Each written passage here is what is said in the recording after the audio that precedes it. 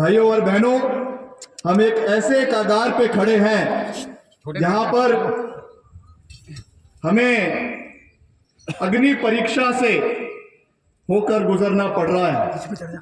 मुझे ये विश्वास है कि जिस तरीके से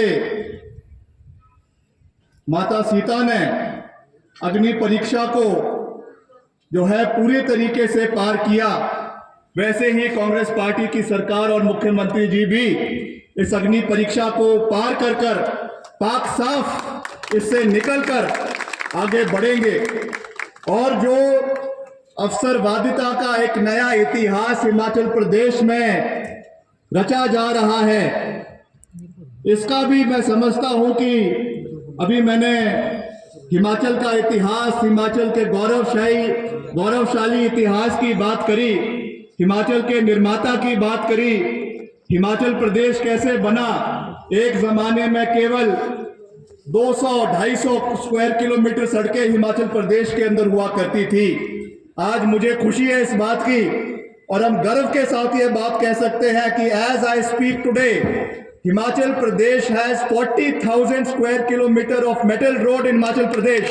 ये हमारे नेताओं का, हमारे बुजुर्गों का, हमारी कंटिन्यूस कांग्रेस पार्टी की सरकारों का डेडिकेशन रहा है कि आज हिमाचल प्रदेश के गांव-गांव तक सड़क पहुंची है। हिमाचल प्रदेश के गांव-गांव तक आज पीने का पानी पहुंचा है। हिमाचल प्रदेश के हर इलाके में आज जो है हर सुविधा सरकार द्वारा दिलवाई जा रही है। मगर जैसा मैंने कहा कि जो ये अवसरवादिता का एक नया इतिहास रचा जा रहा है, इस बारे में भी हमें गहर चिंतन और मंथन करने की आवश्यकता है। मुख्यमंत्री जी ने कई बार अपने अभिभाषण में ये कहा है कि इनका दिल बड़ा है। इन्होंने ये कहा है कि अगर कोई सुबह का भूला शाम को वापस घर आए तो उसका हम स्वागत करते हैं, मगर बार बार अगर कोई गलती करे, बार बार अगर कोई अपने पांव के ऊपर कुल्हाड़ी मारने की कोशिश करे तो उसका भगवान भी कुछ नहीं कर सकता है। तो ये मैं समझता हूं कि इस चीज से हमें सबक लेने की भी आवश्यकता है, सीखने की भी आवश्यकता है।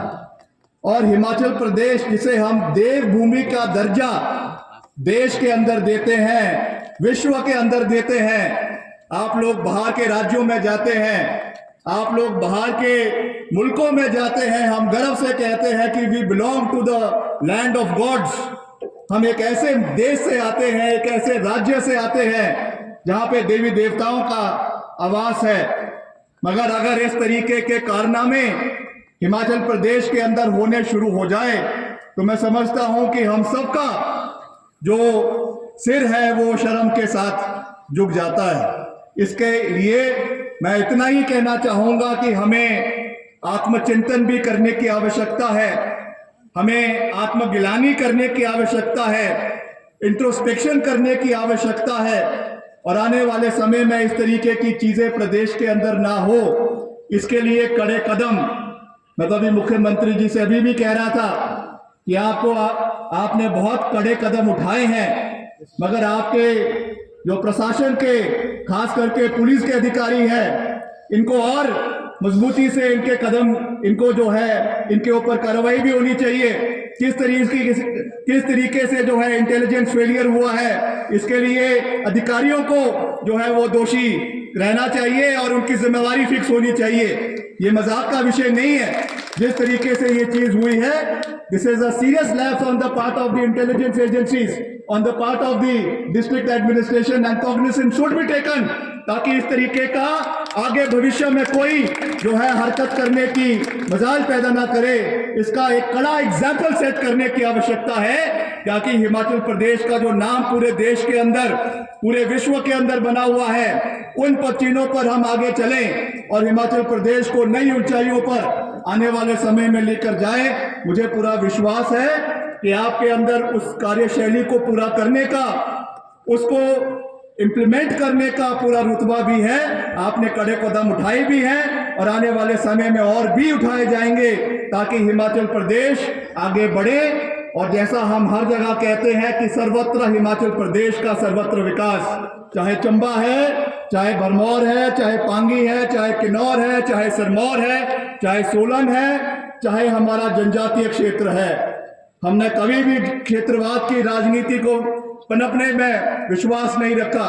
हमने कभी भी इलाकावाद की राजनीति को पनपने में विश्वास नहीं रखा। हमने कभी भी जातिवाद की राजनीति को पनपने में विश्वास नहीं रखा। हिमाचल प्रदेश का हर कोना बराबर है और हिमाचल प्रदेश के हर कोने का सम्मान विकास करवाया जाएगा, इसका हम आपको पूरा विश्वास दिलाना चाहते हैं।